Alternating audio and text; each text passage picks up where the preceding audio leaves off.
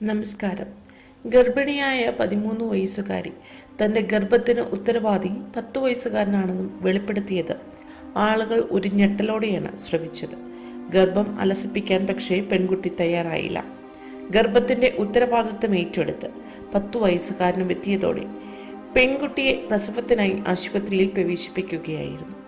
സമൂഹ മാധ്യമങ്ങളിലെ സജീവ സാന്നിധ്യമായ ദാരിയ നിഷ്കോവ എന്ന 13-കാരിയായിരുന്നു വാർത്തയിൽ ഇടം പിടിച്ചത്. ഇപ്പോൾ പുറത്തുവരുന്നത് സ്വന്തം കുഞ്ഞിനെ മാറോടടക്കി പിടിച്ച് ആശുപത്രിയിൽ നിന്നും പുറത്തേക്കിറങ്ങി വരുന്ന ധാരിയുടെ ചിത്രമാണ്. സ്നേഹം വഴിയുന്ന പുഞ്ചിരിയോടെ അവളെ പുണർന്നു നിൽക്കുന്ന 10 വയസ്സുകാരൻ ഐവാനെയും ചിത്രത്തിൽ കാണാം. പെൺകുഞ്ഞിനാണ് ധാരിയ ജന്മം നൽകിയത്. കുഞ്ഞിന് എമേലിയ എന്നാണ് പേരിട്ടിരിക്കുന്നത്. മാത്രമല്ല, ഇവരെ ഇരുകൈയും നീട്ടി സ്വീകരിച്ച് ഇരുവരുടെയും അമ്മമാരും കൂടെ ഉണ്ടായിരുന്നു. അടുത്തയിടെ ഗർഭധാരണത്തെക്കുറിച്ചും വേദന നിറഞ്ഞ പ്രസവത്തെക്കുറിച്ചും ധാരിയ തന്റെ 4 ലക്ഷത്തോളം വരുന്ന ഫോളോവേഴ്സിനോട് സമൂഹ മാധ്യമങ്ങളോടെ സംവദിച്ചിരുന്നു. ഒരു കുഞ്ഞിന് ജന്മം നൽകുക എന്നത് ഇത്രയും വിഷമം പിടിച്ച ഒന്നാണെന്ന് ഞാൻ അറിഞ്ഞിരുന്നില്ല എന്നാണ് അവൾ തന്റെ ആരാധകരോട് പറഞ്ഞത്. എങ്കിലും പ്രതീക്ഷിച്ച അത്ര വേദന അനുഭവിക്കേണ്ടി വന്നില്ലെന്നും അവൾ പറഞ്ഞു. ഇപ്പോൾ 14 വയസ്സ് തികഞ്ഞ ധാരിയെ സോഷ്യൽ മീഡിയയിൽ താരമാക്കി മാറ്റിയതും ഈ വാർത്തയാണ്.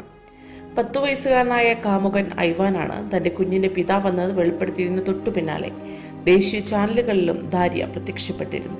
എന്നാൽ 10 വയസ്സുകാരനിൽ നിന്നും ഗർഭം ധരിക്കുക അസാധ്യമാണെന്ന് അന്നേ വിദഗ്ധർ അഭിപ്രായപ്പെട്ടിരുന്നു.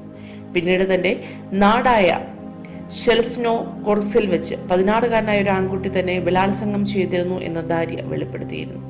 ബലാത്സംഗത്തെക്കുറിച്ച് പറയുവാനുള്ള വിഷമം കൊണ്ടാണ് ഐവാന്റെ പേര് പറഞ്ഞതെന്നും ധാരിയ സമ്മതിച്ചിരുന്നു. പോലീസ് ഇക്കാര്യം അന്വേഷിക്കുന്നുണ്ട്. നവജാത ശിശുവിന്റെ DNA പോലീസ് അന്വേഷണാർത്ഥം ശേഖരിച്ചിട്ടുമുണ്ട്. പ്രായപൂർത്തി ആകാത്തതിനാൽ പ്രസവ സമയത്ത് ഐവാനെ ആശുപത്രിയിൽ പ്രവേശിപ്പിച്ചിരുന്നില്ല.